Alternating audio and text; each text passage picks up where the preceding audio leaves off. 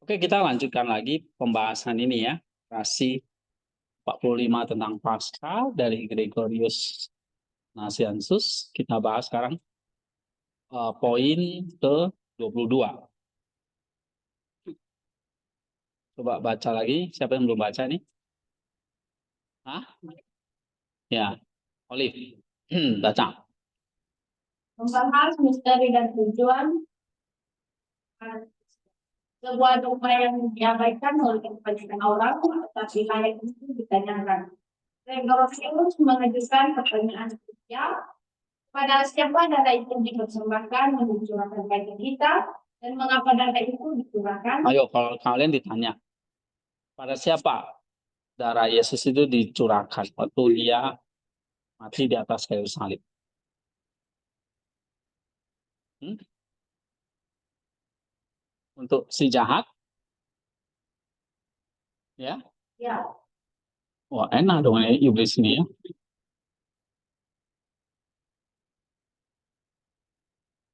Apa? Korban itu dicurahkan kepada si jahat atau bukan?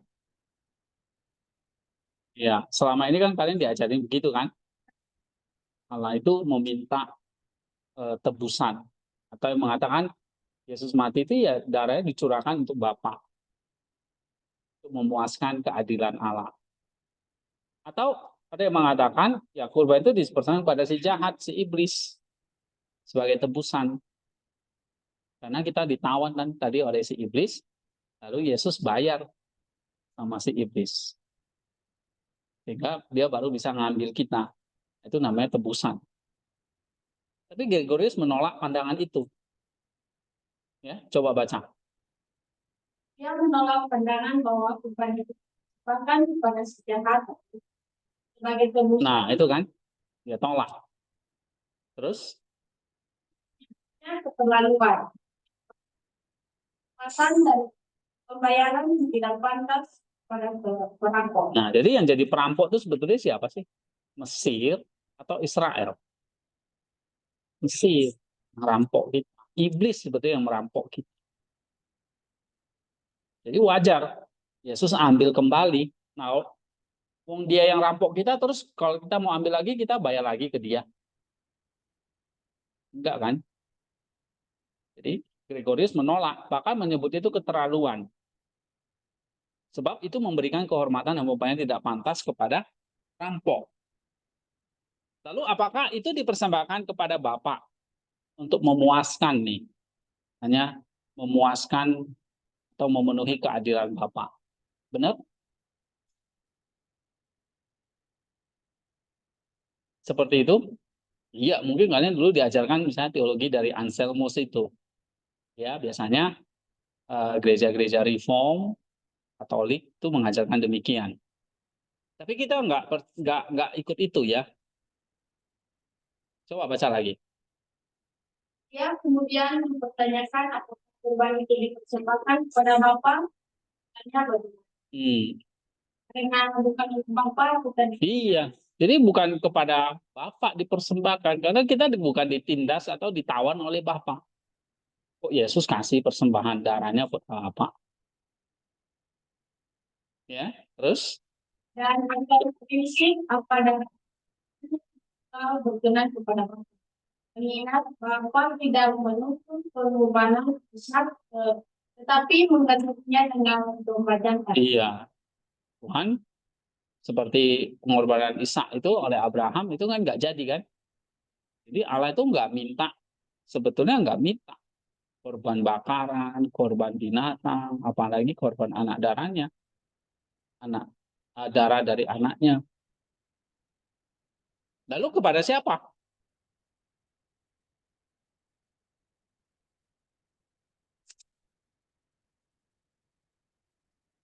Kepada siapa jadinya?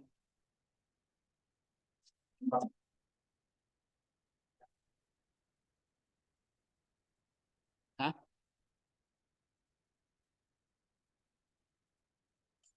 Bukan kepada iblis, bukan kepada Bapak. Lalu kenapa kok ada darah yang dicurahkan atau dipersembahkan? Ya, coba baca lagi. Gregorius menjawab bahwa Bapa menerima dia tetapi tidak meminta maupun menuntut dia. Dalam pengertian transaksional atau hukum yang tepat. Nah, Gregorius menjawab bahwa Bapak menerima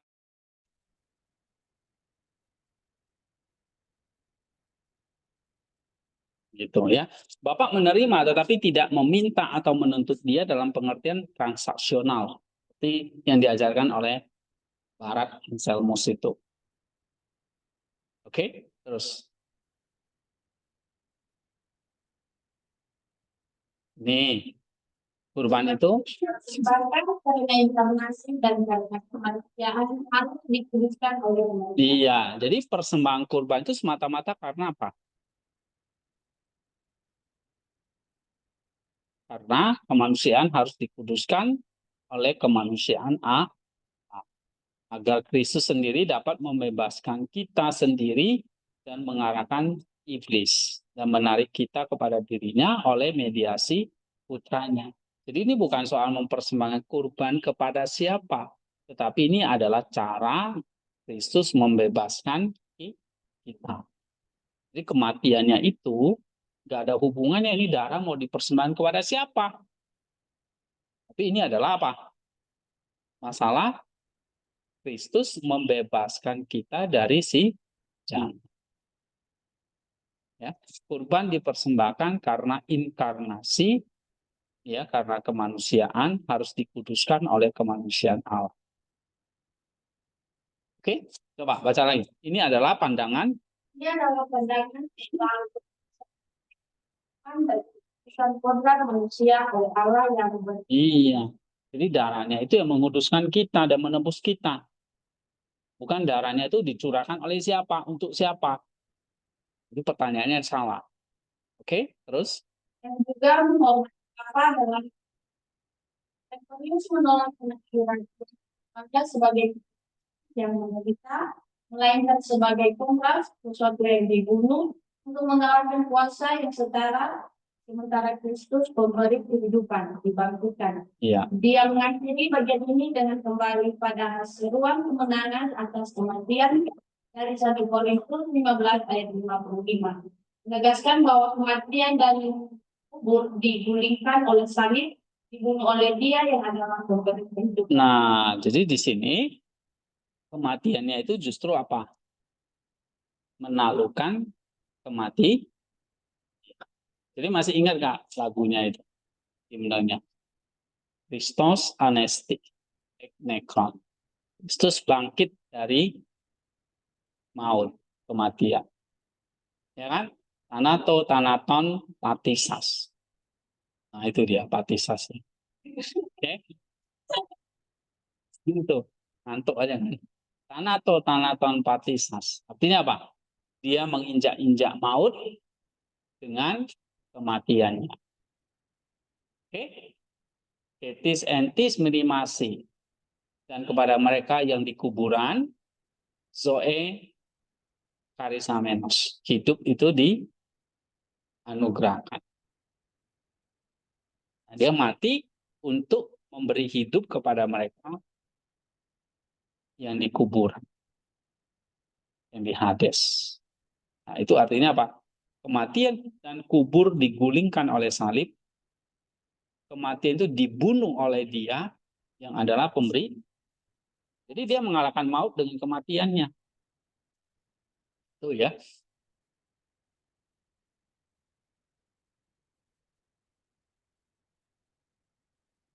Oke, sekarang bagian 23.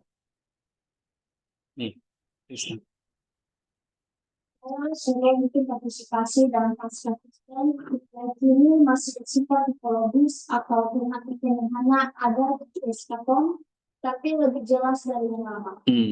Partisipasi ini adalah minum dan kenikmatan dalam ajaran Kristus atau pengajaran adalah makna. Gregorius menyerukan untuk mengambil bagian dalam hukum, tetapi dengan cara Injil, bukan cara harfiah.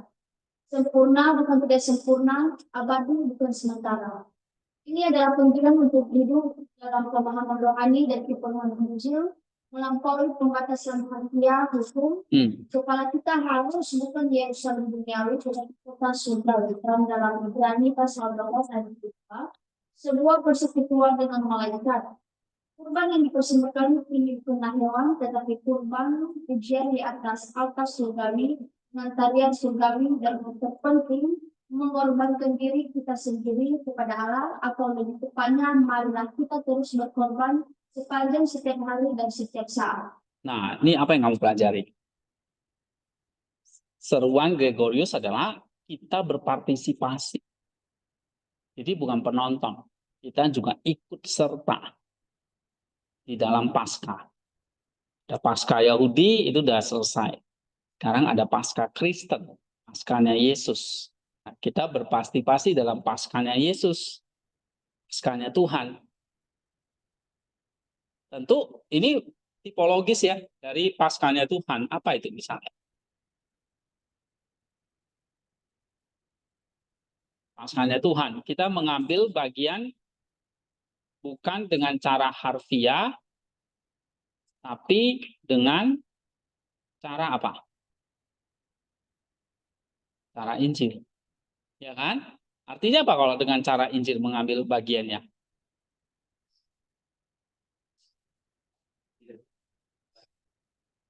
Misalnya, kurban dipersembahkan kini bukan hewan. Kan kalau mau Paskah kan mempersembahkan kurban kan? Nah, kita kalau berpartisipasi mempersembahkan apa?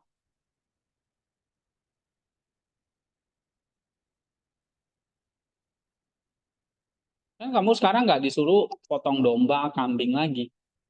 Orang Islam yang sekarang potong domba, kambing, sapi gitu ya. Nanti dalam Idul Adha. Nah, kita udah nggak melakukan itu. Oke. Nah, korban kita persembahkan apa? Kurban pujian di atas altar surgawi, tarian surgawi. Apalagi yang penting, ini kan kurban ibadah ini. Terus apa? Mengorbankan diri kita sendiri kepada Allah, atau tepatnya kita terus berkorban sepanjang setiap hari, setiap sesaat. Itu tadi yang tadi kita bahas, kenosis itu. Nah, itu kita berpartisipasi dalam Paskah. Oke, terus? Kehidupan Kristen adalah kehidupan kurban menerus untuk penderitaan dan kematian. Nah, itu dia. Meniru. Jadi kalau kurban kita adalah kurban yang meniru penderitaan dan kematian Kristus. Nah, itulah kita berpartisipasi dalam Paskah Kristen. Ya, coba baca lagi. Kalau dengan penderitaan melihat Kristus misalnya, dengan darah kita melihat dengan gembira memanjang salib. Menderita bersama Kristus lebih baik daripada itu dalam kemudahan dengan orang lain, sebuah panggilan untuk kesetiaan radikal sampai mati. Iya. Oke, sekarang bagian 24 ya. Lanjut. Ini masih tentang partisipasi lagi. Setelah seruan yang kuat untuk identifikasi partisipatif dengan Kristus melalui contoh-contoh biblis. Gregorius mengajak para pendengarnya untuk menjadi seperti Simon dan Rene yang memikul salib. Jadi kalau partisipasi dalam perjanjian yang lama, berkorban. Korbannya apa? Diri kita dalam penderitaan dan kematian Kristus. Ada lagi misalnya, coba waktu Yesus menuju salib, kita partisipasinya gimana? Jadi harus bisa teologi partisipatif. Ya kan? Teologi partisipasi itu penting itu. Nah, itu bisa jadi satu tema ini, menarik. Teologi partisipatif. Nah, selama ini orang Kristen kan maunya hanya jadi penonton, ya, atau maunya belajar doang, disuruh partisipasi nggak mau. Nah, ini Gregorius mengajak kita. Contoh misalnya Simon dari Kirene, dia yang membantu apa? Yesus memikul salib. Ya, partisipasinya bagaimana? Nah, menggambarkan pemikulan salib pribadi dan mengikuti Kristus. Terus? Atau seperti penjahat yang bertobat, atau menggambarkan ketobatan bahkan diambang kematian dan pengakuan iman di tengah penderitaan. Jika Kristus dihitung bersama para penggal dan bumi dosa, maka manusia harus menjadi taat hukum dirinya. Seseorang harus menyembah Kristus yang tersalib, bahkan dalam pengorbanannya sendiri, mencari keuntungan, keselamatan dari kematiannya dengan memasuki Firdaus bersama Yesus. Iya. Contoh Yusuf dari Arimatea atau meminta tubuh Kristus dan Nikodemus atau menguburkannya diinterpretasikan sebagai tindakan yang mengidentifikasi diri dengan Kristus yang mati dan mengambil bagian dalam apa yang membersihkan dunia atau darah Kristus serta merawatnya. Nah, nih misalnya ada Nikodemus, ada Yusuf dari Arimatea, ada Simon dari Kirene, ada penjahat yang akhirnya bertobat. Nah, itu contoh-contoh kita bisa belajar berpartisipasi dalam hal apa itu? Misalnya kayak Yusuf meminta tubuh Kristus, Nikodemus kan menguburkannya kan? Ini satu tindakan apa?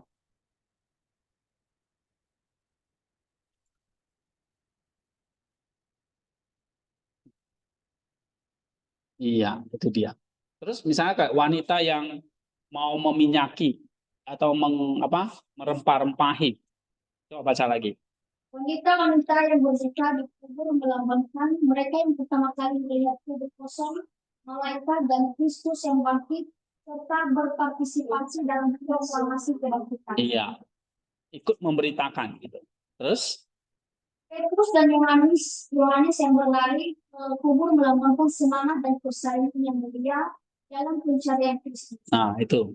Terus Thomas yang ragu memberikan pelajaran tentang iman yang diperkuat oleh bukti atau bekas paku. iya. Terus Akhir Gregorius menyinggung turunnya Kristus ke neraka atau Hades dalam dalam 1 Petrus pasal 3 ayat 19 menantang para pendengarnya untuk turun bersamanya dan mempelajari misteri Kristus di sana juga. iya. Terus Dia secara singkat menyentuh tujuan providensial dari turunan ganda ini atau ke bumi dan ke Hades, yaitu menyelamatkan semua manusia secara absolut melalui manifestasinya, atau di sana juga hanya mereka yang percaya.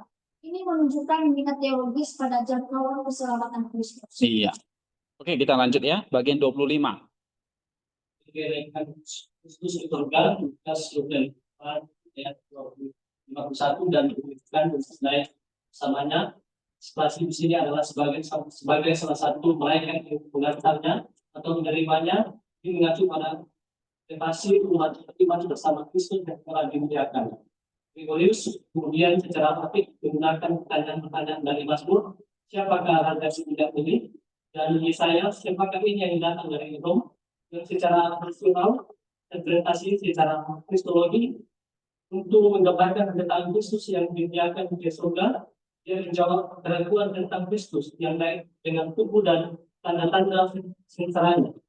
Lalu dengan menyatakan bahwa dia adalah Tuhan yang kuat dan perkasa dalam pertempuran dan kemenangannya jadi kuat manusia.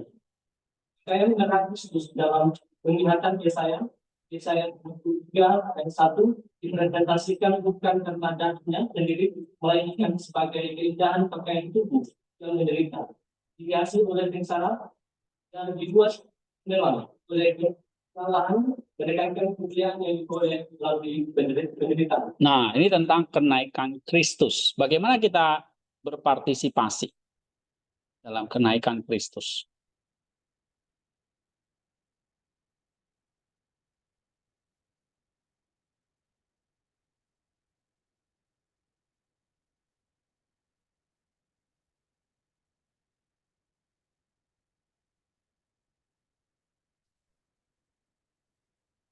Partisipasi kita maksudnya.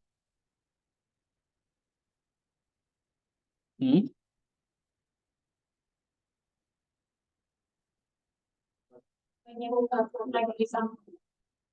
Apa? Nah, itu kan harusnya dilihat secara Injil, bukan secara literal. Bagaimana naik bersama dengan dia? Kamu terbang ke atas gitu? Enggak. Hah? Apa itu? Partisipasi sama Kristus. Ya, bagaimana caranya?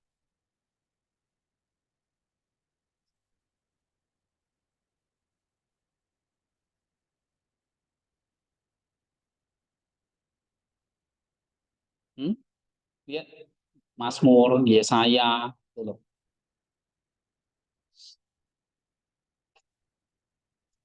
Hah? Kalau kamu baca ini, gimana caranya? Supaya Kristus itu naik, kita juga naik.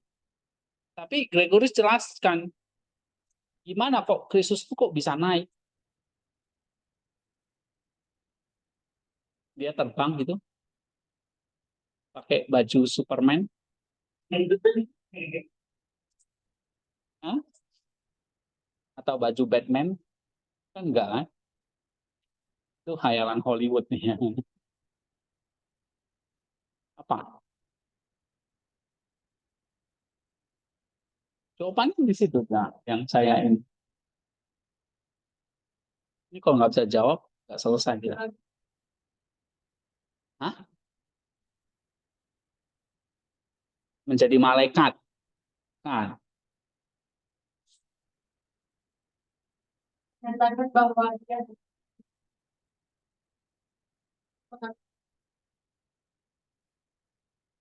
Oke, kurang. Bagaimana kita berpartisipasi dalam kehidupan Kristus tersebut? Jadi kalau tadi makan, itu jelas ya, kita memikul salib, mengosongkan diri, nah itu partisipasi. Ini kalau kenaikan ini,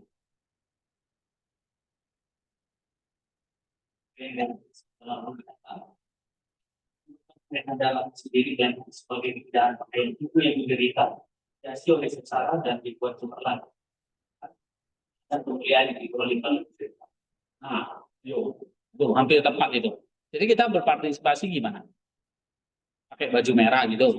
Menderita. Iya.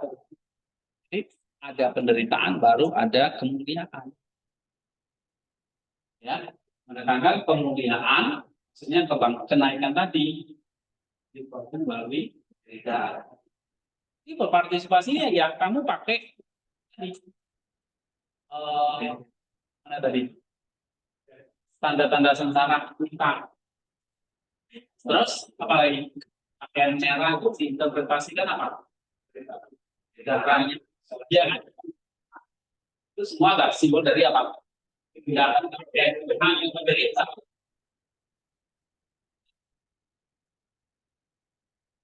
Ini ya beberapa anak baru datang ke kepingin curang. Nanti dikasih pakaian merah. Nah, makanya perlu belajar seperti itu. Jadi kamu kalau belum menderita, ya belum ikut partisipasi dalam kenaikan. Nah, ajaran seperti ini kan dalam kan, yang kamu nggak akan temukan kalau khotbah pendetamu itu. Pendetamu ngajak minum, ya kan? Pendetamu ngajak apa? Nah, suruh kamu kasih perpuluhan. Gitu. Ajaran seperti ini udah nggak ada, hilang di teman ini, ada berkat. Ya kan? Kalau kamu khotbah seperti ini mungkin jemaatnya ngantuk dan nggak suka sama kamu. Ini pendeta masokis ini. Tapi inilah Tuhan kita memakai pakaian merah. Ya kan? Tuhan kita kuat dan perkasa dalam pertempuran. Jadi kalau kamu mau menderita, kalau kamu mau naik bersama dengan Kristus, partisipasinya apa? Kuat dan tekat dalam pertempuran itu. Dalam kuat dan perkasa dalam apa? Dalam pertempuran. Pertempuran apa ini? Melawan iblis ini, melawan maut, dosa, melawan jahat, si jahat, melawan hal-hal yang jahat semua. Itu harus ada fighting spirit.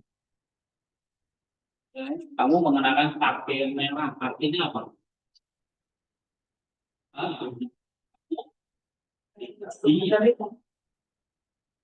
Ini satu penglihatan Yesaya kan? Tentang apa? Darahnya. Oke, ini adalah, tapi di mata itu adalah dihiasi oleh sengsara. Jadi kalau orang juga pakai kayu salib dan Nanti dia itu ngerti harus dihiasi dengan pakaian sengsara. Tapi seberapa sih sekarang orang yang mau seperti itu? Ya. Sehingga nanti kita dibuat cemerlang oleh Allah. Nah, kalau kita baru begini aja kita udah ngeluh sama Tuhan. Kita nggak bisa kayak gini, ya nggak bisa partisipasi kita.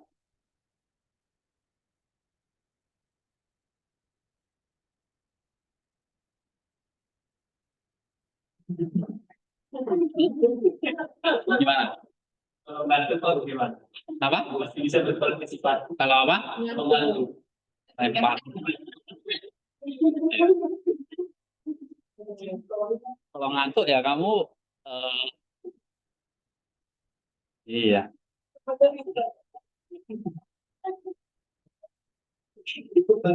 ikut menderita karena kamu nggak tidur. Oke, 26. Siapa yang belum? Nih. Ika Santi. Tentang fisiologis, pencerahan atau pemikiran paling terjadi amalan, kalau jumlah adalah yang mengabaikan dan tanpa mencela pada kelemahan tersebut, terutama aspek kerendahan hati dan penderitaanmu. Gregorius menentang pandangan yang Kristus kecil, karena ia merendahkan diri dan engkau, yang menggunakan perumpamaan gembala baik, Yohanes 10 ayat 11, dan poinnya inilah Lukas 15 ayat 4 sampai 10, untuk mengilustrasikan kasih Allah yang mencari dan menyelamatkan yang tersesat, dan bahwa tindakan ini adalah manifestasi kebesaran Allah, bukan kelemahan. Kepala baik mencari domba yang tersesat, kegunungan dan bukit di mana engkau biasa berkorban, mungkin menyinggung tempat penyembahan berhala atau praktek berdosa, membawanya di atas bambunya, dan juga memikul kayu salib.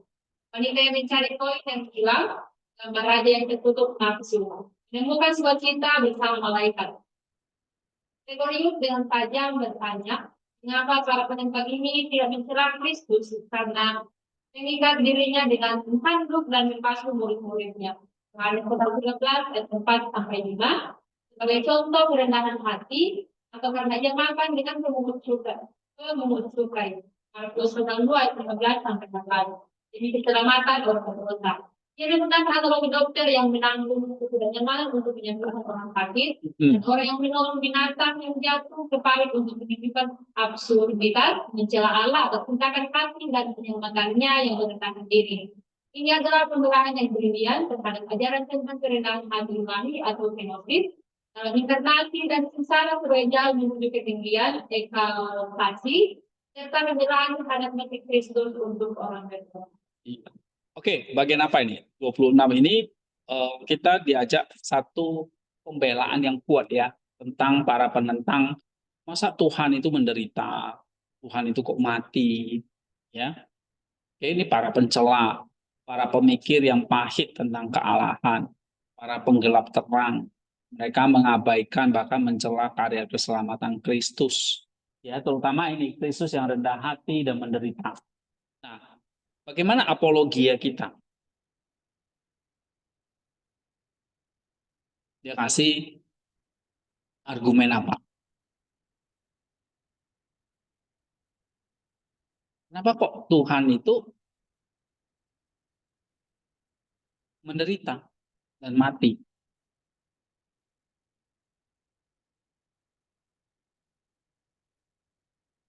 Kalau Tuhanmu mati menderita berarti nggak kuat dong, nggak hebat dong.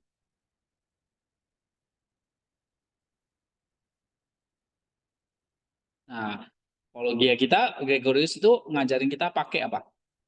Dia menggunakan satu perumpamaan tentang gembala yang baik. Atau kayak koin yang hilang satu itu kan dicari kan sampai ketemu kan. Atau gembala yang baik itu kalau ada domba yang tersesat dicari sampai ketemu. Nah, jadi ini kasih Allah yang mencari dan menyelamatkan yang tersesat. Ya. Sehingga ini bukan menunjukkan kelemahan Allah, tapi ini kebesaran Allah. Misalnya gembala baik mencari domba yang tersesat. Tersesatnya misalnya dikatakan di mana di sini? Di pegunungan, di bukit-bukit, ya, di mana engkau biasa berkorban. Ini menyinggung tempat penyembahan berhala atau praktik dosa. Tersesatnya ya karena dosa. Dan membawa di atas bahunya. Bahunya itulah yang juga memikul kayu salib. Atau perumpamaan wanita yang mencari koin yang hilang. Ya. Nah, ini menemukan sukacita bersama malaikat. Sehingga di sini Gregorius tajam bertanya mengapa mereka itu, para penentang itu tidak mencela Kristus karena mengikatkan dirinya dengan handuk dan membasuh murid-muridnya. Ya, itu contoh bagaimana kerendahan hati, walaupun ia makan yang pungut cukai, dia membasuh kaki murid-muridnya. Itu adalah satu contoh Allah yang sah. Nah, dia kasih lagi analogi dokter. Apa analoginya itu? Dokter yang menanggung ketidaknyamanan demi menyembuhkan orang sakit. Dia harus masuk ke daerah pedalaman sekali. Gak nyaman dia. Tapi demi orang yang mau bersalin itu, yang mau melahirkan itu, dia rela menanggung perjalanan yang tidak nyaman. Ya, untuk menyembuhkan orang yang sakit atau orang yang minta tolong. Atau orang yang menolong binatang yang jatuh ke parit. Pasti kan kamu masuk ke parit. Ikut kotor kan? Binatangnya keluar, jangan-jangan kamu yang ya hanyut gitu. Oke? Nah, ini satu absurditas bagaimana kasih dan penyelamat itu merendahkan diri. Nah, inilah pembelaan. Jadi kita di sini memakai pembelaan apa? Kalau kita ditanya, kok Yesus mati? Yesus itu kok lemah, dipukul, dan disiksa? Jadi kita pakai pembelaan apa? Apa nama pembelaan kita? Misalnya kamu apologia, kamu pengacara ini. Membela apa? Judulnya apa? Nah, judulnya apa? Ini judulnya ini. Apa judulnya? Nggak cukup, apa lagi?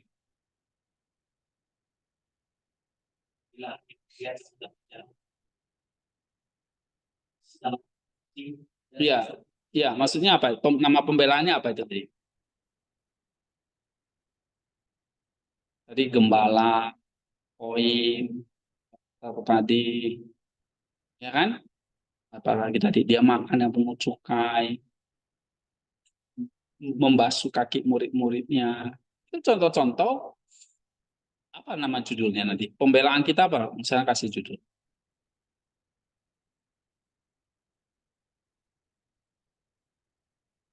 Hah? Apa yang dalam Kristus itu semua adalah kerendahan hati ilahi, kenosis, tetapi mendatangkan, atau ini adalah jalan menuju kemuliaan. Jadi kerendahan hati justru mendatangkan kemuliaan. Ini paradoks nih. Kerendahan hati kan turun, tapi oleh Allah ditinggi. Ya, nah ini pembelaan kita. Kerendahan hati dalam inkarnasi dan sengsara sebagai jalan menuju ke tinggi atau elevasi, ya, eksaltasi tadi.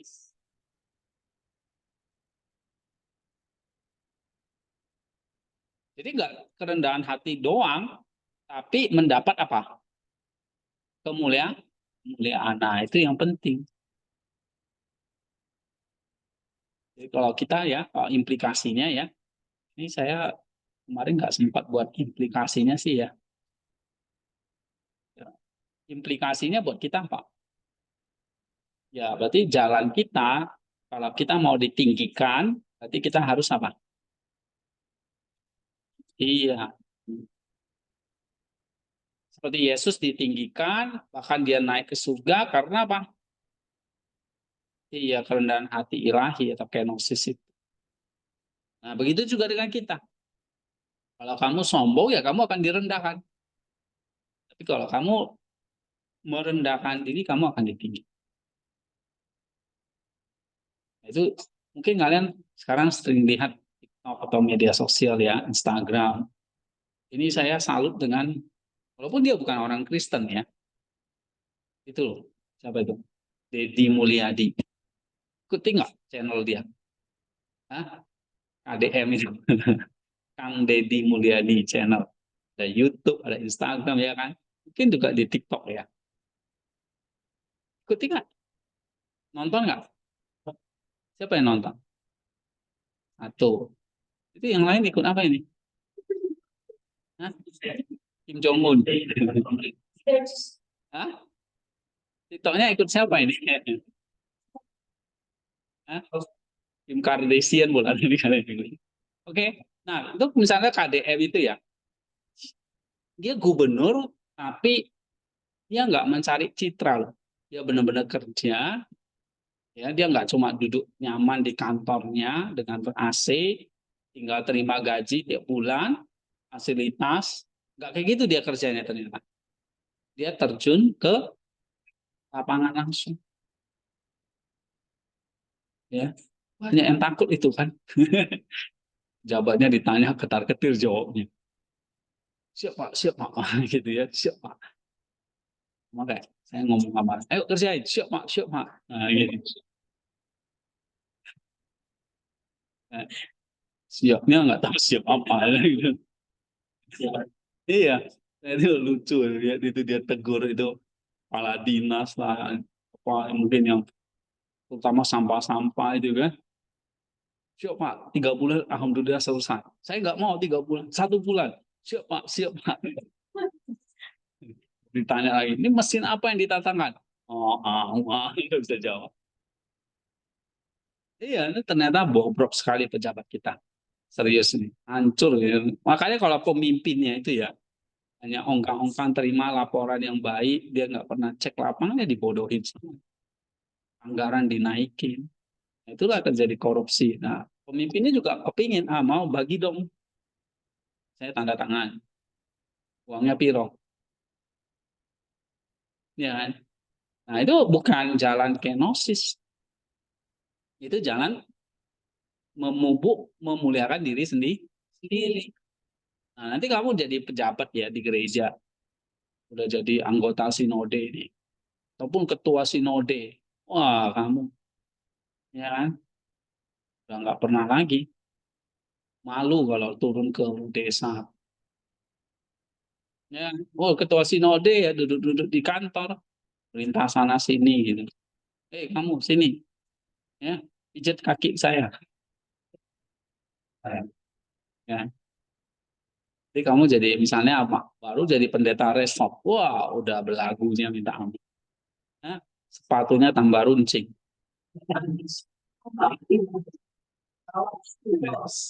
Ini belum ada kan?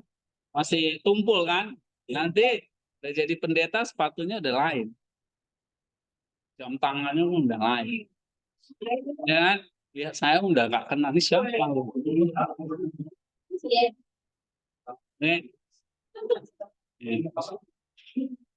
gitu. Apakah seperti itu? Ini yang diajarin Gregorius? Enggak.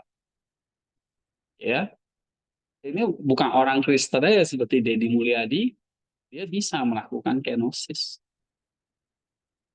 Ya, saya lihat dia benar-benar turun arit, bersihin sampahnya. Apakah itu pencitraan? Mungkin iya, tapi juga kita lihat secara keseluruhan ternyata dia juga nggak cari itu.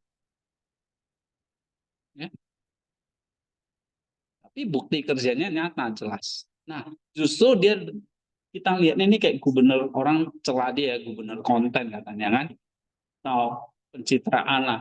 Tapi kita lihat dia merendahkan hatinya, justru banyak masyarakat yang enak.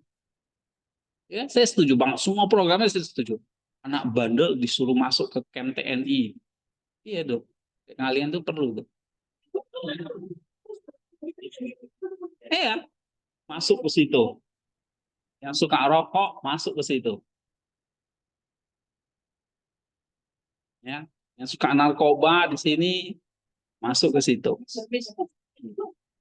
Ya, Helmi, Wijaya, Sarfat, Krisman.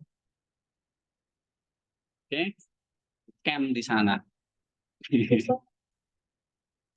Habis itu lompat pagar kali. Oke. Nah, Christoph ya. Ya, saya minta sih jangan sih. Biar dia bayar lagi. Lumayan kan? Buat beli komputer nanti. Oke. Nah, itu contoh ya. Jadi kalau kita mau partisipasi di sini, apologi kita adalah kita membela ajaran apa? Hah? Pembelaan yang berdiam terhadap ajaran apa? Kerendahan hati mendatangkan ketinggian atau kemuliaan. Nah, itu yang kita bela, ajaran seperti itu. Ya. Oke. Sekarang bagian 27. Semua udah baca belum? Oke, balik lagi. Sofi. Secara langsung berhadapan dengan argumen yang mungkin menggunakan fakta bahwa Kristus diutus sebagai bukti bahwa ia lebih rendah dari Bapa. Gregorius menjelaskan bahwa Kristus diutus tetapi diutus menurut kemanusiaannya atau karena ia memiliki dua kuadrat. Merujuk pada pengalaman manusiawinya, lapar, haus, lelah, sedih, menangis. Namun bahkan jika ia diutus sebagai Allah, Gregorius menafsirkan sebagai penekanan Bapa. Bukan subordinasi. Esensial, menekankan harmoni kehendak dalam Tritunggal dan menghindari kesan Allah yang saingan. Dia mengontraskan narasi di mana Kristus dikhianati dengan narasi di mana ia menyerahkan dirinya atau ketaatan sukarela. Dan narasi di mana ia dibangkitkan dan diangkat oleh Bapa dengan narasi di mana ia dengan kuasanya sendiri, ia bangkit dan naik. Ini adalah cara Gregorius untuk menegaskan baik kehendak ilahi dalam Tritunggal maupun otoritas penuh Kristus. Dia mengkritik para penentang karena hanya fokus pada aspek yang merendahkan Kristus atau penderitaan, sambil mengabaikan aspek yang meninggikan dia menguasai lagi kebangkitan dengan kuasanya sendiri. Gregorius kemudian berhadapan dengan bidat-bidat kristologi pada zamannya, mereka yang menyatukan dia Secara palsu atau mencampur-adukan pribadi Kristus dengan Bapa atau menolak keilahiannya. Dan mereka yang memisahkan dia atau memisahkan kodrat ilahi dan manusiawi atau menolak kemanusiaannya yang penuh. Dia menganggap mereka yang memisahkan Kristus bahkan lebih buruk dari orang Yahudi atau jahat. Setidaknya mengakui aspek keilahian atau statusnya. Gregorius menegaskan doktrin Tritunggal dan persatuan kodrat dalam Kristus sebagai kebenaran esensial yang harus dipertahankan. Iya. Oke, jadi bagian ini menyinggung apa? Membahas apa? Para penentang lagi kan? Mereka menentang tadi, Kristus kok menderita. Nah, sekarang ini, kok Kristus itu diutus? Berarti dia lebih rendah dong. Ya kan? Kayak saya ngutus Wiki pelayanan. Siapa yang punya otoritas di sini? Saya ya kan? Wiki yang jalani. Benar kan? Nah, orang akan lihat nih, Kristus kan diutus. Itu banyak dalam Injil Yohanes disinggung kan? Aku diutus oleh Bapa. Bapa mengutus aku. Nah, gitu. Apakah ini satu bukti bahwa ia lebih rendah dari Bapa? Kalau para penentang akan menjawab, iya. Subordinasi. Kristus lebih rendah dari Bapa. Nah, bagaimana kita berargumen menentang hal demikian?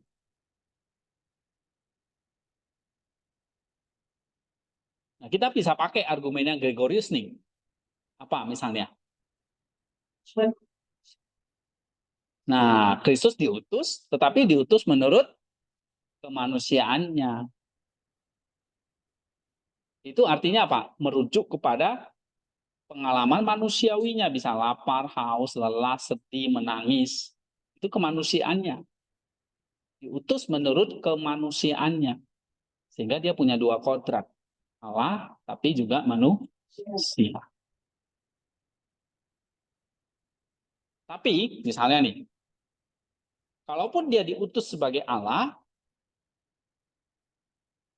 Gregorius menafsirkan sebagai apa?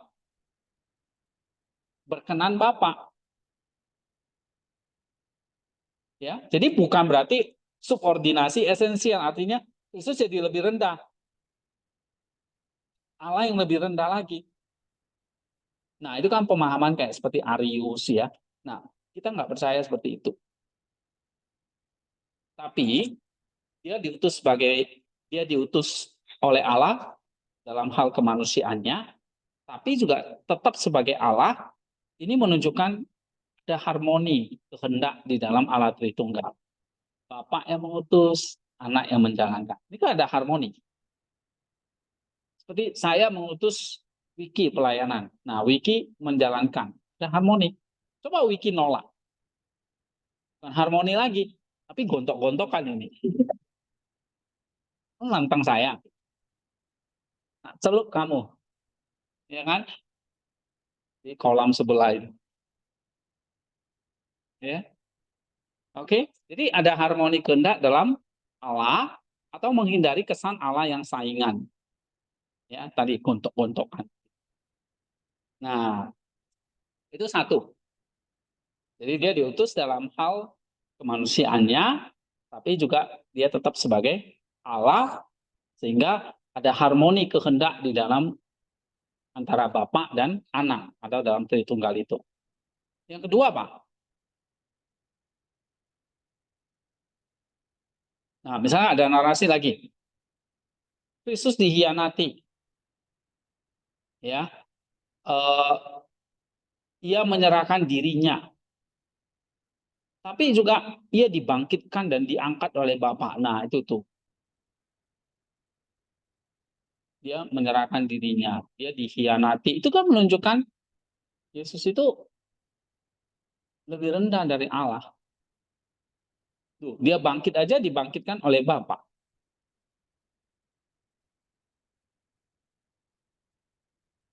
Ya. Nah, itu bagaimana kita membela?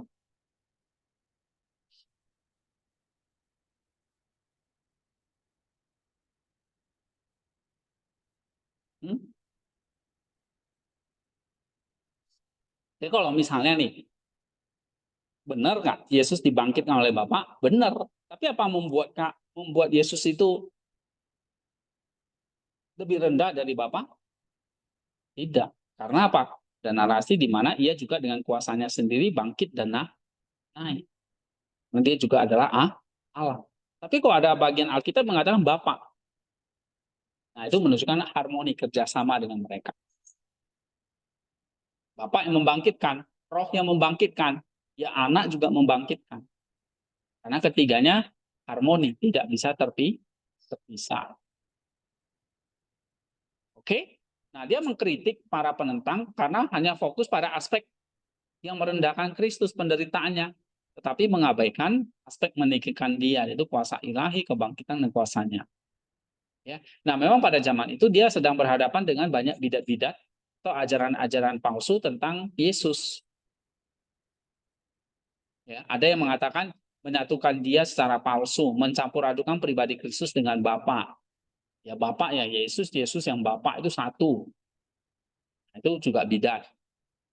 Tapi ada yang memisahkan, ya, bukan memisahkan, tetapi mengatakan Yesus lebih kecil, lebih rendah dari Bapa. Itu juga salah. Ya, jadi mencampur adukan pribadi Kristus dengan Bapa ini salah satu bidat kristologis ya. Ini kayak Sabellianisme. Yang sekarang ada ajarannya itu. Oke. Dan ada yang juga mengatakan memisahkan dia. Maksudnya memisahkan kodrat ilahi manusia atau menolak kemanusiaan yang penuh. Ini misalnya Nestorian. Ya, dalam Yesus ada dua pribadi yang terpisah. Oke. Nah, ini kita juga nggak percaya. Ya.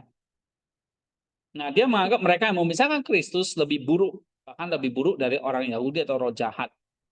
Ya, orang Yahudi setidaknya masih mengakui ada aspek keilahian atau statusnya. Nah, makanya kita kembali lagi. Yang benar adalah doktrin Tritunggal dan persatuan kodrat dalam Kristus. Oke? Doktrin Tritunggal, Bapa, Anak, Roh Kudus, tetapi doktrin inkarnasi Yesus satu pribadi, ya, yang memiliki dua kodrat. Itu harus kita pegang teguh. Oke, sekarang bagian 28. Baca, Stania. Menyajikan rasa sejarah keselamatan dan sehingga perbedaan mengintegrasikan tema-tema yang dibahas Sepanjang orasi. menjadi kita untuk bahagia dan beri tahu serta kita menekankan kehendak bebas dan tanggung jawab.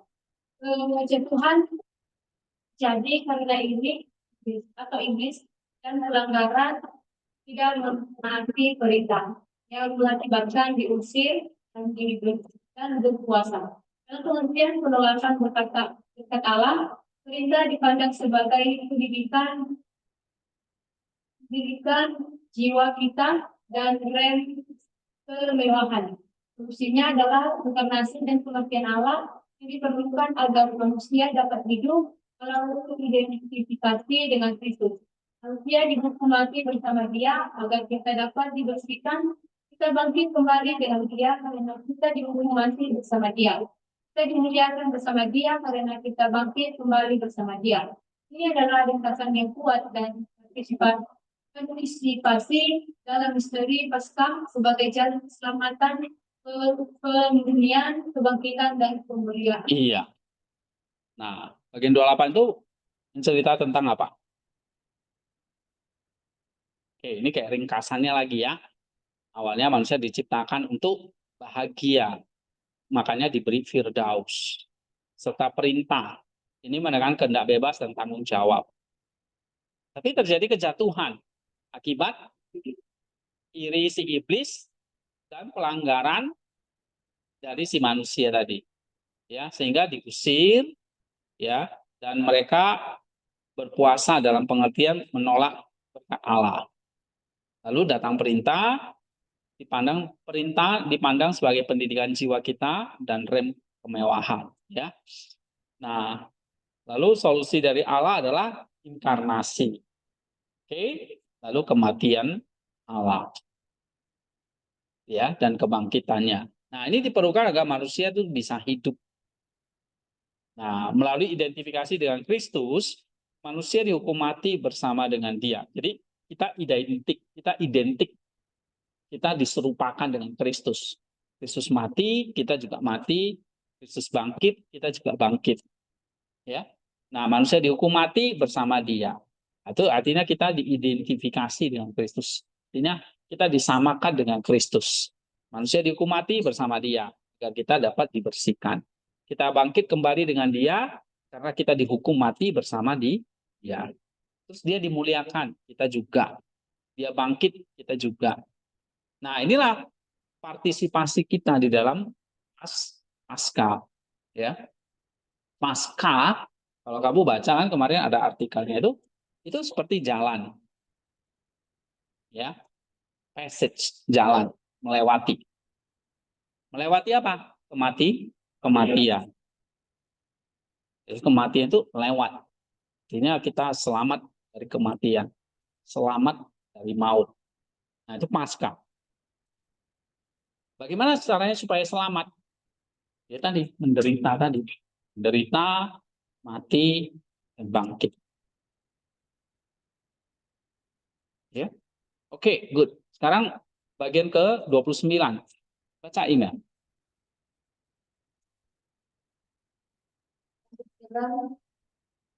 Mujizat yang menandai sengsara dan kebangkitan Kristus atau matahari gelap, tabir bait suci terkoyak, darah dan air dari lambangnya, batu-batu tergelap, Lambungnya. Ini akibatnya nih. lantainya batu-batu tercela, orang mati dibangkitkan, tanda-tanda dikubur. Namun Gregorius menegaskan bahwa tidak satu pun dari semua ini setara dengan mujizat keselamatan saya. Ini menunjukkan bahwa meskipun mujizat eksternal penting, mujizat keselamatan batinia dan transformasi manusia adalah yang paling utama. Nah, itu dia. Terus? Dia menggunakan metafora beberapa tes darah yang diciptakan kembali seluruh dunia dan menjadi seperti renet bagi itu dan menarik kita bersama dan menyatukan kita menjadi satu kesatuan. Untuk menggambarkan kuasa universal dan benar-benar satu dari darah Kristus dalam menciptakan gereja dan memulihkan persatuan manusia dengan Allah dan satu sama lain. Oke. Nah, menurut email nih, Gregorius sedang bahas apa?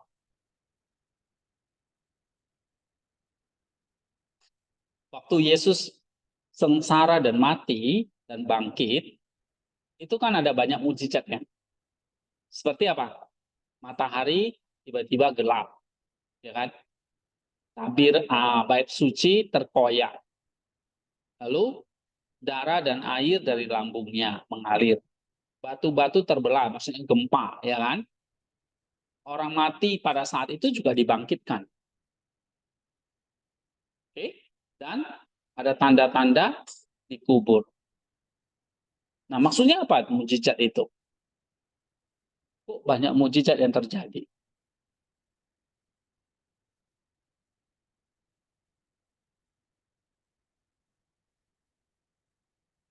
Ada yang bisa jawab?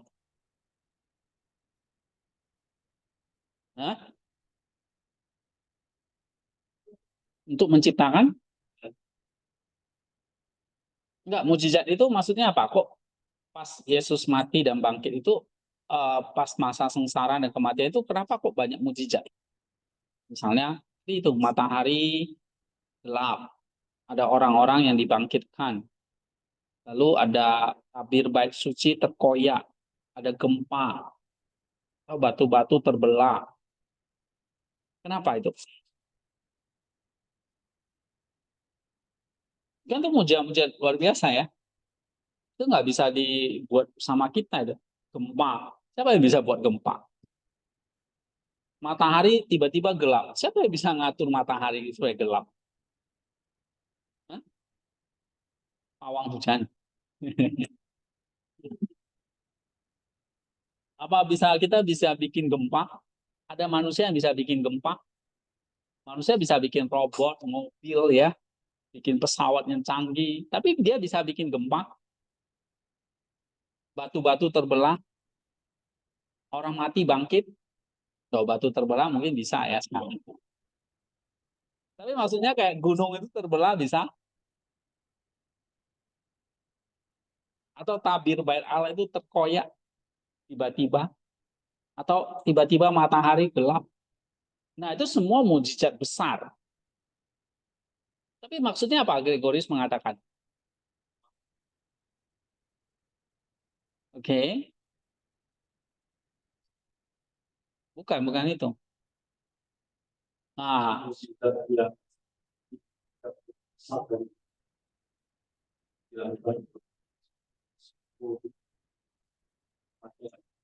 iya, itu dia. Nah, itu nyambung tuh si Kristo. Ya kan?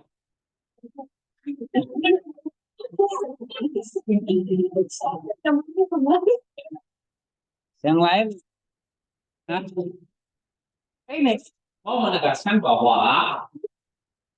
mujizat yang besar-besar itu gak sebanding dengan apa? Keselamatan. Iya, mujizat keselamatan. Ya. Matahari gelap, orang udah kagum gitu ya. Wah, Yesus mati terjadi gempa, wah hebat sekali. Itu masih belum apa-apa. Bandingkan dengan mujizat keselamatan kamu. Apa mujizat keselamatan kamu?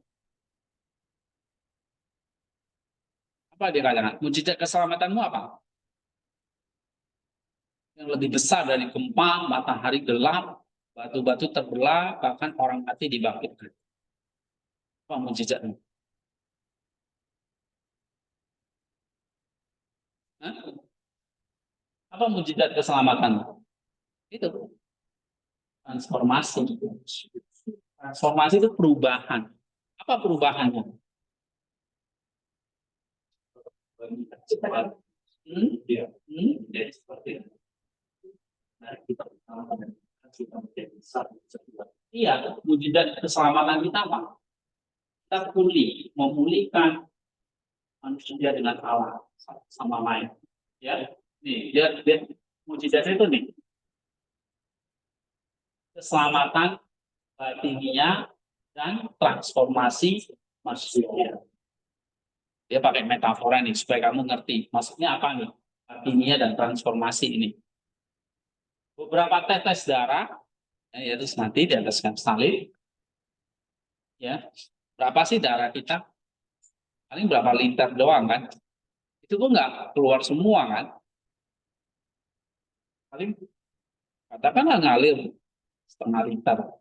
Beberapa tetes darah itu bisa menciptakan kembali seluruh dunia. Mana lebih dahsyat? Gempa atau cuma beberapa tetes darah itu menciptakan orang di seluruh dunia? Mana yang lebih mujizat? Ya, itu maksudnya Gregory.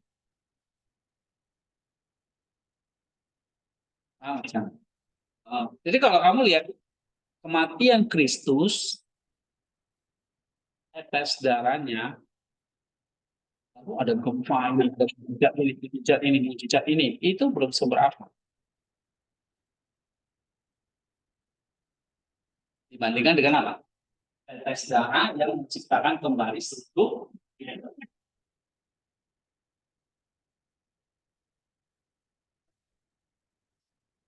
Ini brilian ya, Gregorius bisa memikirkan ke situ. Oke. Kalau pendetamu mah nggak tahu lah. Ya. Oke. Lalu apa? Menjadi seperti renet bagi susu, menarik kita bersama dan menekan kita menjadi satu kesatuan. Nah, ini lebih dahsyat lagi adalah apa? Dia nggak hanya memulihkan seluruh dunia, tetapi ini manusia ini, apa ini? Manusia itu apa? Kamu tahu renet bagi susu? Kalian pernah menyusui? Ya kan? Nah, nanti kalau kamu udah jadi emak menyusui. Ya kan? Nah, itu menarik kita bersama dan menekan menjadi jadi kayak orang menyusui si bayi itu apa? Nah, apa dengan ibunya itu jadi satu kesatuan gitu. Jadi dia bisa rangkul ya, dan memersatu. Jadi darahnya itu bisa apa? Mempersatu apa? Kita dengan apa? Yang dulunya kita itu terhalang oleh dosa, sekarang darahnya itu jadi satu. Nah, itulah namanya perjamuan kudus itu. Nah, minum anggur yang adalah darah Kristus. Itu kayak kamu menarik kamu dengan Allah jadi satu. Nah, itu lebih dahsyat daripada apa? Matahari gelap, ya kan? Gempa. Baik alam terbelah itu lebih dahsyat dari. Oke? Nah, akhirnya kita jadi pulih bersatu. Ya, seperti renet bagi susu.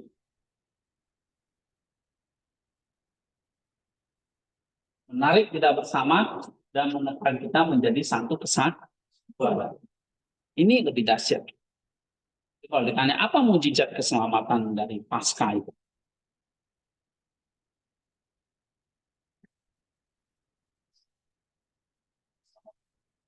Hah? Apa? Iya, itu dia. Jadi manusia itu dipulih, dipersatukan dengan A.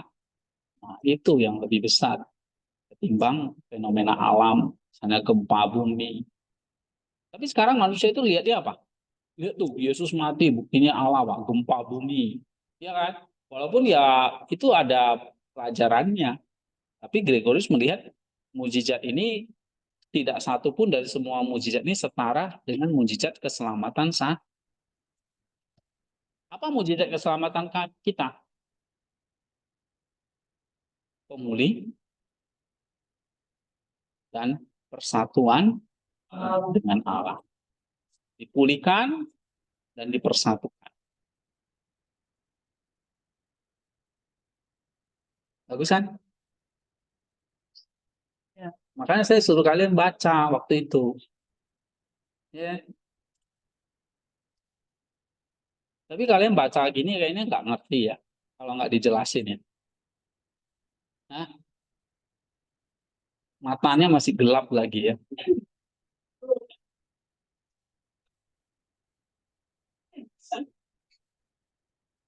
Nggak, alegori ya itu menolong kan.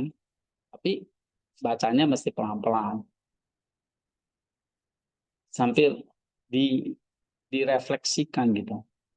Makanya baca seperti itu, saya suruh kalian itu refleksikan. Ya, karena ini ya anggap ini kan kalau air ya tinggal telan minum ya kan. Ini makanan yang keras harus apa? Iya, dikunyah kan. Kunyahnya 30 kali kata dokter. Jadi harus dibaca 30 kali gitu. Nah, baru ditelan. Ya, artinya ya perlu pelan-pelan dipelajari. Oke, sekarang terakhir nih, bagian 30. Ini, wiki. Bagian 30 adalah Ya. kusuk. Kusuk. So, Yes nih, nggak bisa ngomong kusuk ya. Kusuk itu maksudnya apa? Yang hening ya. Terus, secara langsung kalau naik besar dan sampai apa selain ungkapan sudah dan berubah. Orasi diakhiri dengan kesempatan sebabkan wacana ini sebagai saya pesan saya sebuah ucapan syukur dan sebuah permohonan. Sebenarnya menjauhkan dari kejahatan selain dari kemudian yang perlu dan sakral. Mungkin merujuk pada tugas pastoral dan pergulatan teologisnya dihentikannya secara tubuh, pergulatannya dengan keselamatan kelemahan fisik dan nafsu, dan pembebasan dan hukum ilahi untuk menerima ke dalam bernakal surgawi dan mempersembahkan kepadamu kurban yang layak di atas altarmu bersama Tuhan. Ini adalah sebuah pribadi yang mendalam menunjukkan kehidupan seorang hamba Allah yang telah mempersiapkan kesempatan tukar dan kesempatan. ya ini salah satu tulisan di akhir-akhir masa tuanya ya. Kira-kira dia nulis ini mungkin beberapa tahun kemudian dia menikah. Nah ini bagian 30 ini menyentuh sekali ya. Dia udah mulai 30 poin. Nah, masuk 29 poin. Nah, masuk poin yang ke-30 dia mengatakan doksologi. Apa arti doksologi? Doksologi itu artinya segala kemuliaan bagi Allah. Kita meninggikan Allah. Ya. Dan ada permohonan pribadinya yang sangat khusyuk ini. Sangat menyentuh. Apa itu?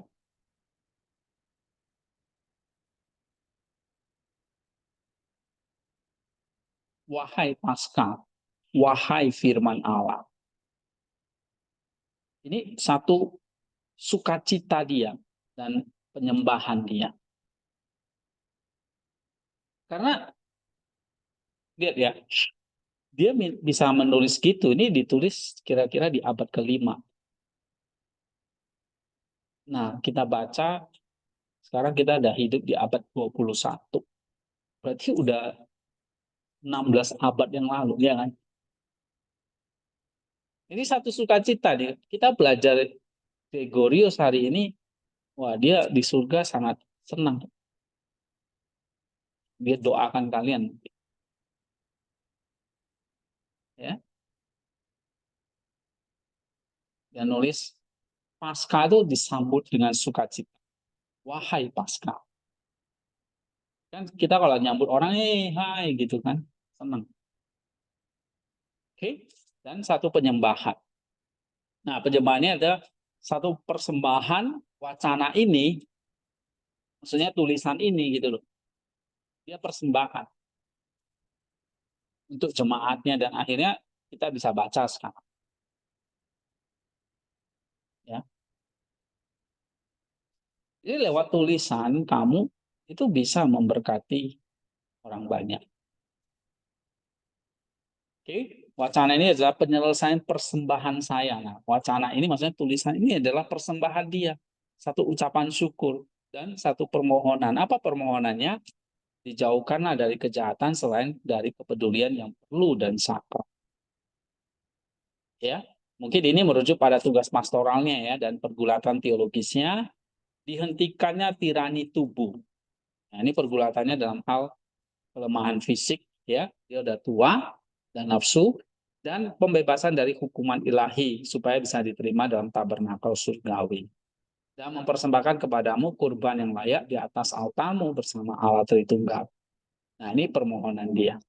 Ya, ini sentuhan pribadi yang dalam, menunjukkan kerinduan seorang hamba Allah yang lelah tapi setia ya akan peristirahatan kekal dan persekutuan penuh dengan Allah. Oke, ini ikon Paskah. Oh ya, ini sebenarnya ada implikasinya ya. Ya, ini beberapa implikasi.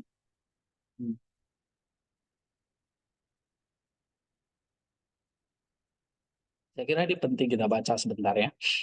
Coba. Implikasi itu tahu ya artinya apa? Implikasi itu kamu baca ini dampaknya apa buat kamu? Itu implikasi. Ya. Nah, bagian 1 sampai 13 ini menjelaskan apa? Sifat kosmik Paskah. Ya, coba baca cepat. Implikasi teologis. Teologis yang Paskah. Pernikahan Kristus menjadi paham sebagai peristiwa yang hanya dibahas secara skala, lokal atau secara semata. Baiknya orang yang ini menggarisbawahi bahwa kita memiliki dampak besar bagi tubuh, mengaruhi seluruh ciptaan baik dunia maupun dunia. Kemenangan Kristus atas mau dianggap sebagai pembebasan kosmik, rasa seluruh alam semesta dan dua dosa, kerusakan dan kemudian masuk dalam dunia maupun Tuhan manusia. Iya. Terus? Ini juga menunjukkan psikologi dan sosiologi yang terpadu. Santo Gregorius dengan cepat menghubungkan doktrin mengenai Kristus sebagai Allah, manusia yang memiliki kodrat sempurna, atau ilahi dan manusiawi dalam satu bukan ilahi dengan karya keselamatan atau soteriologi. Inkarnasi di mana Allah Putra menjadi manusia dipandang sebagai prasyarat mendasar bagi pemulihan dan elevasi kodrat. Elevasi itu artinya pengangkatan ya, pemuliaan kodrat manusia. Terus? Satuan kodrat ilahi dan manusiawi dalam diri Kristus memulihkan yang untuk menebus dan mendewakan kemanusiaan yang dikasihkannya. Ya, terus? Salah satu indikasi terpenting dari komisi ini adalah menggunakan samfiksi sebagai manusia. Santo Gregorius dengan jelas mengartikulasikan bahwa tujuan itu dari keberadaan manusia dapat mencapai melalui partisipasi dalam misteri Kristus atau terutama melalui inkarnasi, kematian dan kebangkitannya dalam teosis atau menjadi serupa dengan Allah. Yang dalam proses pemulihan, penyembuhan dan elevasi kodrat manusia menuju persekutuan yang mendalam dengan Allah, suatu perjalanan mulai dengan misteri inkarnasi Kristus. Orasi 45 juga mencerminkan pandangan tipologis tentang sejarah keselamatan.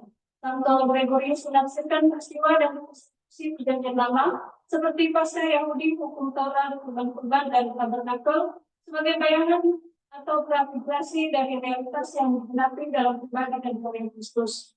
Sejarah keselamatan dilihat sebagai sebuah narasi yang tepat dan progresif, mana perjanjian lama mengarah dan menemukan kepenuhannya dalam kehidupan dalam Kristus. Iya, terus? Aplikasi lainnya yang signifikan adalah pemahaman dosa sebagai kerusakan dan perbudakan. Dosa asal dipandang bukan hanya sebagai pelanggaran legal, melainkan sebagai sumber mendasar dari kerusakan kodrat manusia. Kerusakan ini mengakibatkan kefanaan atau kematian fisik, cenderungan bawaan pada dosa atau kematian rohani, dan perbudakan terhadap kuasa-kuasa kegelapan. Inkarnasi dan kurban penebusan Kristus dijadikan sebagai obat ilahi yang ampuh yang menghilangkan kodrat dan dosa ini dan membebaskan manusia dari perbudakan dosa dan Nah, itu dia. Ini ya, jadi rincian, ringkasan doktrin-doktrinnya ya. Dosa asal itu bukannya cuma pelanggaran hukum, tapi merusak kodrat. Nah, kodrat ini mengakibatkan, kodrat rusak ini mengakibatkan kematian. Lalu kecenderungan bawaan pada dosa, kematian rohani. Ya, walaupun fisik belum mati, tetapi karena kita sudah cenderung bawaan pada dosa, ini sudah mengalami kematian rohani. terus perbudakan dari kuasa-kuasa kegelapan. Nah, obatnya adalah inkarnasi dan korban penebusan Kristus. Nah, jadi ini doktrin-doktrin ringkas penting-penting ya. Terus baca lagi. Gereja sebagai komunitas kepala kesatuan dan kebenaran. Si konteks yang disediakan tidak sepenuhnya membahas eklesiologi secara eksplisit, konteks orasi yang disampaikan di gereja dan pendapat Santo Gregorius terhadap suara asli serta ajaran sesat, sebutkan di bagian 7. orasi lengkapnya mengindikasikan bahwa gereja adalah tempat di mana pemulihan kodrat manusia dialami. Melalui ajaran yang benar yang dijaga oleh para pengembang yang sah dan ketaatan pada kebenaran ilahi, umat beriman dipimpin menuju kesatuan dalam Kristus dan dijauhkan dari perpecahan yang disebabkan oleh kesalahan doktrinal.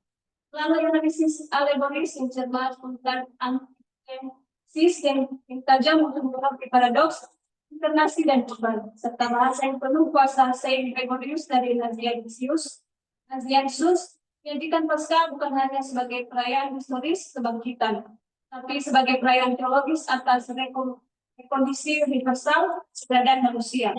Kuliah hubungan dengan Allah dan pembukaan jalan menuju keabadian dan persatuan ilahi. Nah, itu dia. Ya. Terus Kasih ini adalah keperluan untuk memahami kedalaman dari Paskah dan menghidupi implikasinya yang transformatif. oke, sekarang bagian 14 sampai 23. Teologi yang mendalam dan komprehensif Gregorius menjadikan tafsir alegoris yang sangat terhadap ritus Paskah Yahudi, menunjukkan bahwa hampir setiap detail bulan, tanggal, dan sewan, catatan, pakaian, bahkan bahwa keluar dari Mesir mengandung makna rohani pada Kristus dan kehidupan dalam Dia. Ya, tadi kita bahas ya. Terus Ini menggarisbawahi dan Bapak Gereja bahwa seluruh perjanjian lama dalam persiapan dan bayangan dari Tuhan dalam perjanjian baru. Implikasinya adalah bahwa hidup suci ke dalam makna spiritual yang melampaui interpretasi yang harfiah misterius. iya, ini yang penting. Terus Selanjutnya sebagai kebebasan dan transformasi. Keluarnya dari Mesir, Paskah Yahudi adalah tipe yang keluar dari kebebasan spiritual dari perbudakan dosa, iblis atau Firaun, dan kondisi manusia yang jatuh, Mesir. Paskah Kristus adalah kebebasan yang nyata yang memungkinkan kalian dari dunia bawah menuju dunia atas, dan kegelapan terang dari chaos ketekanan baru dalam Kristus. Dan dalam proses transformatif yang melibatkan pelepasan dari cara hidup yang lama, yang berdosa, pemikiran lagi, saya pahit, dan penerimaan kehidupan baru yang murni dan kudus atau roh tidak berani kemudian. iya, terus Asketisme dan tujuan rohani sebagai titik kehidupan gereja. Lalu interpretasi cara makan anak domba untuk besar-besar saya pahit pinggang terikat seperti di kaki tongkat di tangan. Gregorius menekankan bahwa kehidupan orang percaya setelah keluar dari Mesir adalah kehidupan perjuangan yang gigih dan penuh kesulitan. nah itu dia.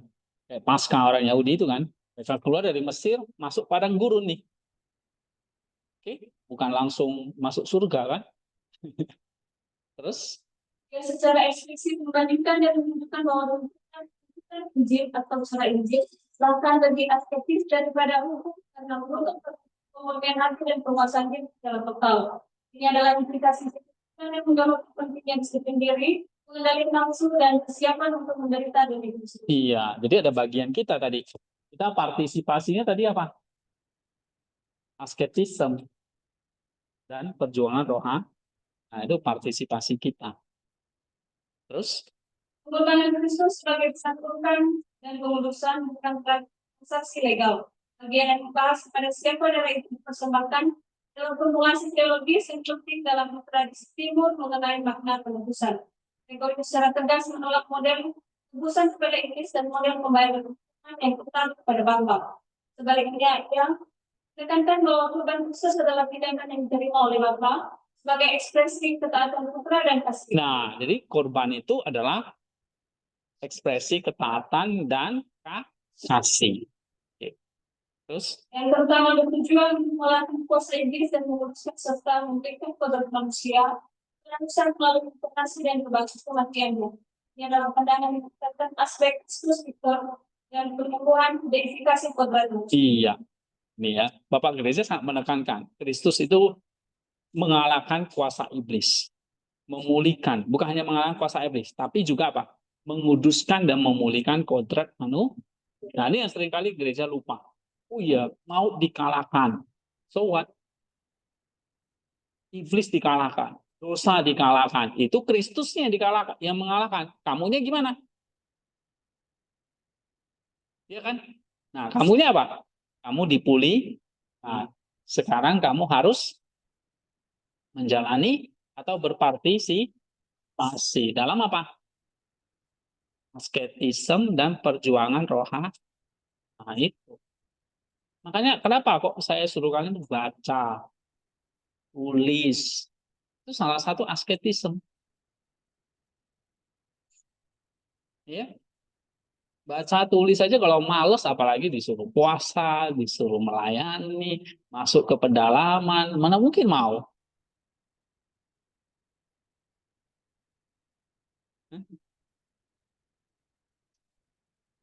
Mau. Ini nanti ada banyak gereja yang minta nih. Di Troya. Ayo. Ya. Nanti bapaknya nggak mau pukul bulan. Oke.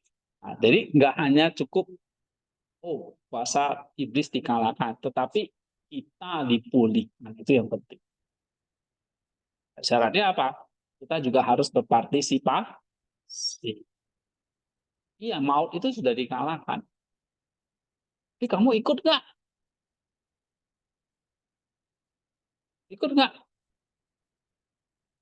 Loh, mau nggak diawak? Ikut nggak?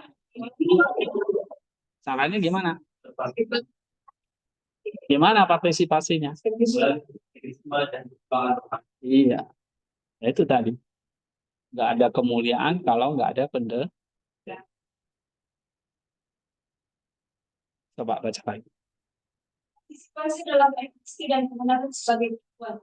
Perintah untuk mematikan domba dan bersama dengan advokat dipastikan sebagai partisipasi dalam eksistensi. Akan daging dan minyak saudara. Bersandar pada kebenaran bersenang, bertukaran tidak goyah oleh bidas. Menyoroti peran sakramen dan ajaran gereja sebagai sarana untuk mengalami realitas pasca dan tetap tentu dalam iman. Iya, sakramen oke. Tapi ajarannya juga mesti benar. Nah, itu tongkat tadi. Ya, makan anak domba itu ekaristi, tapi bersandar pada tongkat juga kan? Itu ajarannya. Nah, jangan sampai kamu ajar yang salah. Makanya di sini kamu belajar baik-baik. Ya. Karena ini sakramen dan ajaran itu penting. Jadi kalau gereja cuma ngajarin 3H tadi, apa yang kurang? Love-nya itu harus utuh gitu ya. Terus penggunaan sumber daya duniawi untuk tadi. Kategori mengincar barang dan menjadikan ini sebagai menjelaskan bahwa bahkan supaya itu aspek dunia tentang terhadap keselamatan dan terkait dengan dunia yang datang sebagai tersebut dan digunakan untuk memajukan kerajaan Allah dan mencapai tujuan spiritual. Ini adalah seruan untuk menggunakan sumber daya dengan bijak dan untuk tujuan keselamatan. Jadikannya teman akan membantu di akhir zaman. Iya, jadi kita bisa pakai sumber daya duniawi, tapi untuk tujuan ilahi. Terus kehidupan Kristen sebagai korban diri yang berkelanjutan. Pasca dan perayaan Ekaristi puncaknya bukanlah akhir dari pengembangan, melainkan permulaan atau model bagi umat Kristen yang adalah korban diri yang terus. Nah, itu dia. Caranya berpartisipasi adalah mengorbankan diri kita sendiri terus menerus. Terus Mengorbankan diri kita sendiri kepada Allah, atau lebih tepatnya marilah kita terus berkorban setiap hari dan setiap saat. Mengikuti Kristus berarti kamu bersamanya dan menjadi sasarannya sebagai ekspresi kasih dan kesetiaan. Nah, itu simpelnya. Ya. Terus Eskatologi dan orientasi surgawi. Meskipun nilai keberhasilan peristiwa orang secara konsisten mengarahkan pandangan untuk beriman menuju ke realitas surgawi. Di atas tanah perjanjian, kota surgawi, altar surgawi, Maha Kudus. Pasca adalah antisipasi dan awal dari penemuan eskatologis dalam kerajaan. Iya, jadi Gregorius itu mengajak kita untuk lihat eskatologinya nanti. Nah, itu tadi anagogiknya. Ya, apa anagogiknya? Jadi bukan hanya sekarang, tapi mengarahkan pandangan umat beriman menuju satu realitas surgawi. Maka dia sering pakai istilah apa? Dunia atas, tanah perjanjian. tabernakel surgawi, ya kan? Kota surgawi. Nah, itu adalah Paskah itu menjadi apa? Antisipasi dari kepenuhan eskatologis kerajaan Allah, atau antisipasi dari kedatangan Kristus yang kali kedua. Oke, terus. Melalui interpretasi alegoris yang kompleks namun mendalam, Saint Gregorius dari Nazianzus tidak hanya menjelaskan kembali cerita Paskah Yahudi, tapi menjadikannya sebagai peta dalam spiritual yang berisi perjuangan, kebebasan, dan transformasi umat Kristen dalam Kristus. Rahasia ini adalah seruan yang kuat untuk mengikuti Paskah secara radikal, dengan pemahaman teologis yang mendalam dan komitmen eksistensial, menuju partisipasi penuh dalam kehidupan dan kemenangan Kristus yang bangkit. Iya. Lagi? Bagian-bagian akhir orasi ini secara signifikan memperkaya pemahaman kita tentang teologi Paskah. Paskah Saint Gregorius dari Nazianzus dengan implikasi-implikasi sebagai berikut.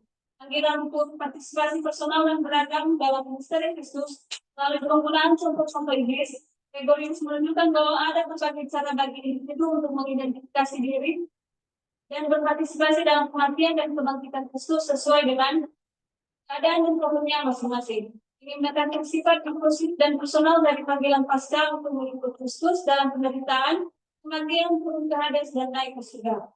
Pembelaan tegas terhadap ortodoksi, kristologis, dan Tritunggal, bagian-bagian ini secara eksplisit dan penuh semangat membela doktrin sentral iman Kristen dan serangan kepada bidat, terutama mengenai sifat ganda Kristus atau Allah dan manusia dalam satu pribadi, dan keesaan Allah dalam Tritunggal. Gregorius memandang doktrinal sebagai ancaman serius terhadap keselamatan, tentang mereka merusak pemahaman tentang pribadi dari Kristus yang memungkinkan kebebasan dan pendewasaan manusia. Ya, pendewasaan ya, bukan pendewaan.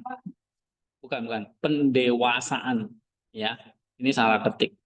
Terus?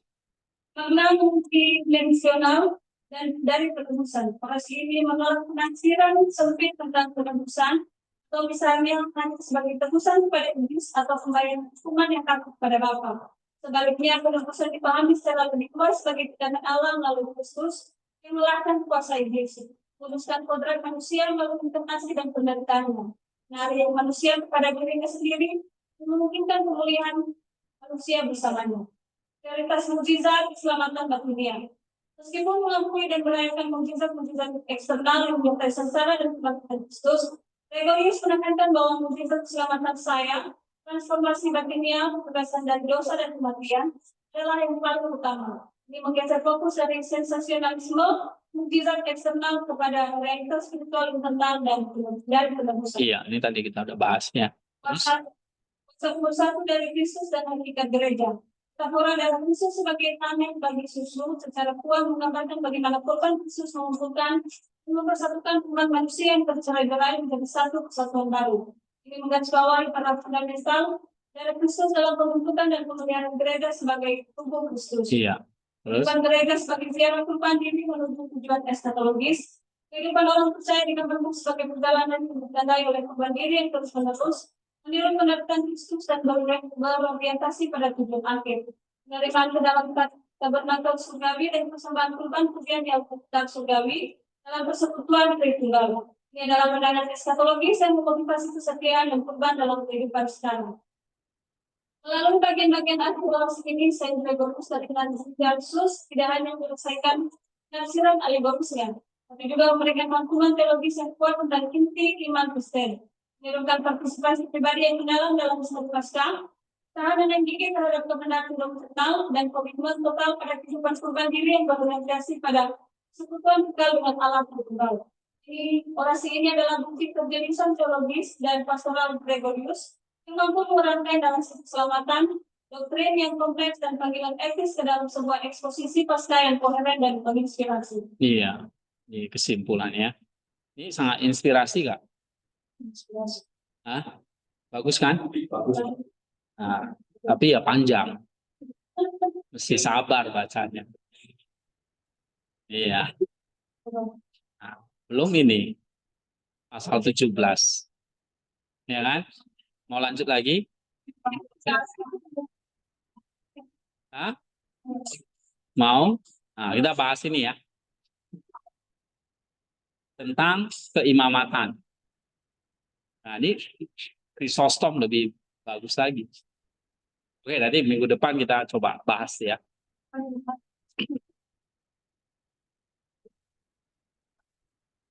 Oke, kita selesai, kita berdoa dulu.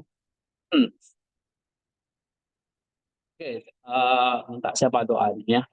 Christoph lah berdoa.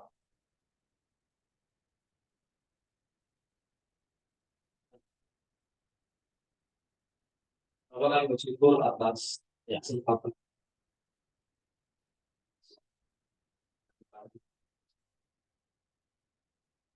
atas umat Yesus. Kami berharap aku usia yang sulit untuk Ya. kita pemahaman yang betul Tuhan. Sebagai Tuhan kami daripada Tuhan dengan Tuhan untuk sahabat kepada kami bisa berkami mengerti apa yang menjadi pelajaran hari ini yang telah diajarkan oleh Pak. Dan lain juga sesuatu yang baru buat kami ke depannya. Jadi seseorang yang mengerjakan tugas dan tanggung jawab kami sebagai hamba Tuhan yang Tuhan percayakan kepada kami. Dan Tuhan kami juga berdoa kepada Dia Tuhan usaha mengajarkan kami, mengajarkan yang baik buat kami semua. Kiranya apapun menjadi pergumulan, persoalan, berjalan sudah diperlengkapi, biarlah Tuhan terus kemudian dan lancarkan segala urusan yang dipanggil Tuhan. Inilah kehidupan kami juga. Satu hari ini kami akan melaksanakan kegiatan selanjutnya. Kiranya Tuhan terus senantiasa bersama kami dan menyertai apapun yang kami kerjakan ke depan. Terima kasih Tuhan mengalah kami lain dan kami akhiri di dalam nama Tuhan Yesus Kristus.